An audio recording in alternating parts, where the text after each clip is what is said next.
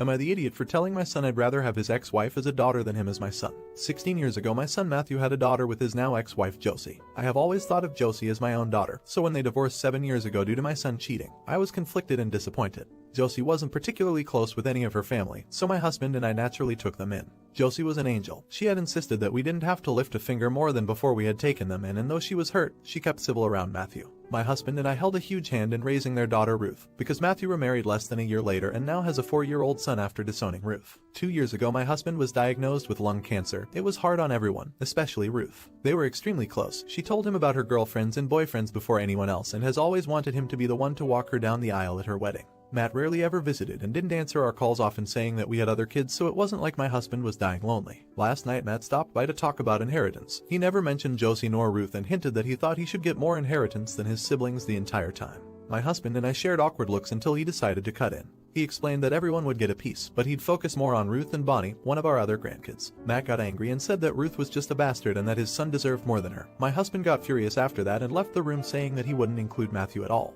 Matt yelled back and turned to me saying that Ruth wasn't worth it because she'd just grown up to be a whore like her mother. I told him that I'd rather have her mother as my daughter than him as my son and insisted that he leave. I'm getting phone calls from Matt's wife and family friends saying that my husband and I overreacted and he was just angry that we were playing favorites. Am I the idiot? Edit. To clear some things up, Josie did not cheat on Matthew. Josie and Matthew met later in college and Josie was known as a party girl before that. Ruth isn't the product of an affair, but we are planning on getting a DNA test because what Matthew said has gotten under Ruth's skin. She was at the house when this occurred and overheard it. When it came to taking in Josie and Ruth, we didn't hesitate because Josie is not from here. She and Matt lived in another country until he moved them here a few months before he got caught cheating, and they had nowhere else to go as Josie was a stay-at-home mom. I had no intention of choosing Josie over Matt, then and now, and I never discouraged Matt from visiting. I tried to make it very clear that we weren't picking and choosing when we took Josie in. We just wanted her and our granddaughter to be safe and have a good home. Update. This situation is what my grandchildren have described as messy. There is a lot that happened, so I'll try to sum it up in one explanation. We had been trying to talk with Matthew for several weeks after what happened and we were only met with silence. He and his wife would refuse us at the door and he never answered his phone.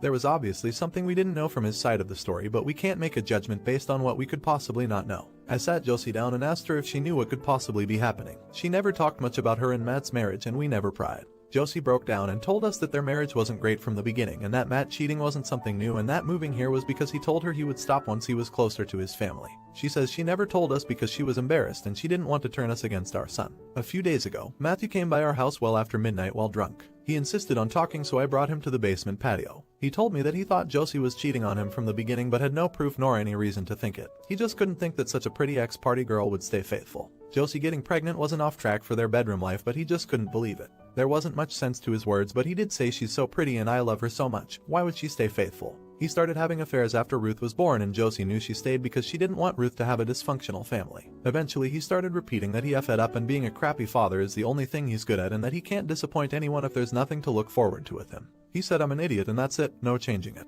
I'm not good at being the villain and called his wife for a ride home. He's gone back to ignoring us and I'm not sure what to do. His wife Ellie has told us that she's tried and it's not a fight we're going to win. In an even longer story short, Ruth is 100% Matt's daughter and it looks like we're going to have to raise our grandson too. I hope everyone has gotten their fill of drama today. Not the idiot. So to his reasoning. He was justified in disowning his daughter because his wife was too pretty and he loved her too much. Just wow. I'm sorry that your son is so warped. This is not your fault. Any person walking away from their responsibilities is doing it for their own reasons, and they are the only ones at fault. Not the idiot. So sorry your son plays the victim instead of taking responsibility for his poor choices and bad actions. Sorry he is punishing you for your good decisions. People rarely change. This is who he is. So sorry your son only came around because he was interested in inheritance. Glad Ruth and Josie have you in their lives. Make certain your son cannot touch his children's inheritance. Is the son a piece of garbage? Let me know in the comments. Now, am I the idiot for calling my daughter a terrible mother because I won't be seeing my grandchildren on Christmas? I need an outsider opinion. I, female 46, have been having problems with my daughter Sarah, 24. It began when she eloped with her husband 3 years ago. Me and my husband were really sad that we couldn't see her get married or even know about it until it was over. We were sad but got over it. It was her day and if she didn't want anyone there then that was that.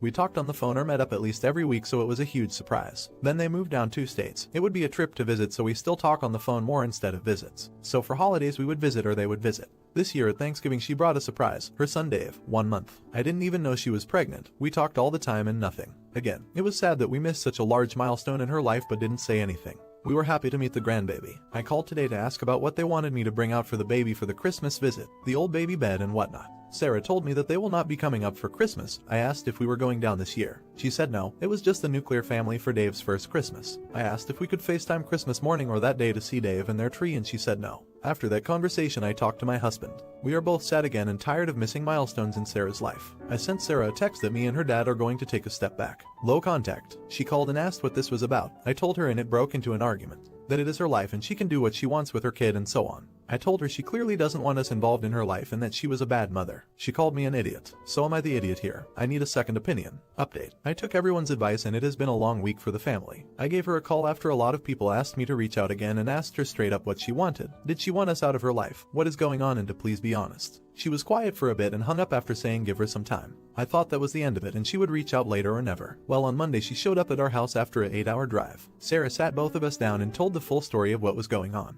She was happy with eloping and just didn't want to spend money on a wedding. We knew this one. For the baby, she was never pregnant. Her husband cheated on her and got another woman pregnant. Sarah found out about 2 months before the kid was born. She didn't tell us because Sarah knew we would tell her to leave him. 100% true. She wanted to fix the marriage, and in doing that she kept it a secret so her husband wouldn't get any backlash. She told us the only reason they were able to meet Dave was due to Biomom dropping the kid off so she could visit her family across the country. There is no custody agreement. It's been a huge mess on their end and the marriage is rough at the moment. Sarah was planning to go to Christmas at our place at the beginning and explain the situation, but Dave would be with biological mom and husband didn't want the secret out. So when we called her saying we were going to take a step back, Sarah was very upset. She thought she was losing her family over a secret to protect her husband. Her husband didn't help since he never had a close family, so he didn't understand why she was upset. Sarah and her husband got into a huge argument about the whole ordeal. When I called again, she already made up her mind that she will be telling us and going to Christmas at our house. She took time off and drove down and will stay for Christmas. She doesn't know what she will do with her husband and if she will try to fix it or leave. She did tell us to stay out of it since she wants her decision to be 100% on her. We will respect that even though we are hoping she leaves him for this stunt. Thank you everyone that commented on the last post. You had some great advice and made us really think about what was going on. Not the idiot. I'm glad you at least understand what's going on. I know it's got to be disappointing to find out that Dave isn't your grandson.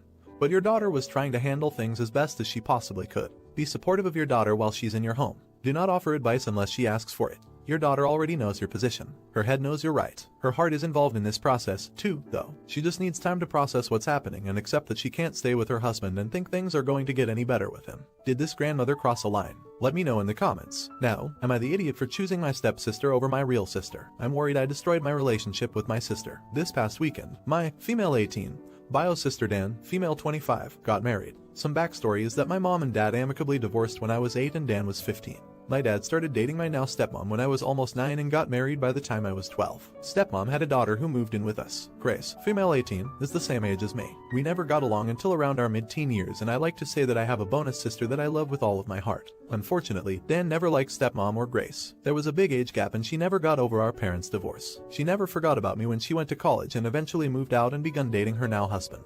Anyways, stepmom and Grace were not invited to her wedding over the weekend. Her wedding was about a 3-hour drive away from my dad's house. My dad and I decided to carpool. About halfway through the drive, my dad got a frantic call from my stepmom. Grace had an accident while riding a house at her grandparents' and got taken to the hospital in an ambulance. I can't really describe the desperation coming from stepmom over the phone. Dad told me we had to turn around and tried calling Dan. He couldn't get a hold of her, so he called my mom. He let her know that we had to turn around due to an emergency and he wouldn't be able to walk down the aisle. The wedding started at 1 p.m. and we left at 8:30 a.m., so we turned around at 10 a.m. By the time we got to the hospital, it was 11 a.m. Luckily, Grace only fractured her back and wasn't seriously injured. The doctor said it could have easily been a major or deadly injury. I was so anxious that I was nauseous and I don't feel comfortable driving 3 hours on my own. I texted my mom and Dan letting them know everything that I won't make it. I didn't hear back from Dan until that night saying she was so disappointed in me and devastated that she chose my stepsister over her real sister. It's now Wednesday and she still hasn't answered me. I also think I'm blocked from her FB. Am I the idiot because I missed her wedding? ETA, I'm getting a lot of questions regarding this. My sister did not have a rehearsal dinner or a wedding party. That is why we weren't there the night before. Our plan was to be there at 11:30. Our mom arrived at 10. The original plan was to have a big brunch the following day with all of the family members that had to travel. Also, you were in the part of the state we were going to is almost non-existent, especially for a considerable drive. Edit. 12:26 p.m. and just got off a phone call with Dan. We are having dinner on set in the city she lives in. Dad was not invited to join us. At this time, I am going to keep the details of the call private. I hope to update this Sunday or next. Update. Hey everyone, I'm not sure if this is the right thread to post my update, and I'm unsure how to link my original post, so that's in my profile. Like I said, I was able to speak with Dan and we had lunch last weekend. Some people assumed that she found my post, which she did, but she never commented. I drove up and we met at a nearby park and she brought lunch. It was an awkward silence for a couple minutes because I didn't know how to start. Dan said the first words. She said, "I'm sorry for how I reacted, but I'm not sorry for being mad." It fell into more silence. I started apologizing that I should have been there and I wish I did things differently. To answer some questions, I ended up asking her about the divorce and whether cheating was ever a possibility, and she confirmed what my mom said, which was no. However, she did tell me that it felt like our dad replaced her with Grace and she felt tossed aside, which I never realized. Dan told me that because we never saw each other much after she moved out, she tried to impress me when we did see each other. At this point we were both crying on this park bench and I felt like a weight was lifted off my chest. She let me hug her and I kept telling her how sorry I am.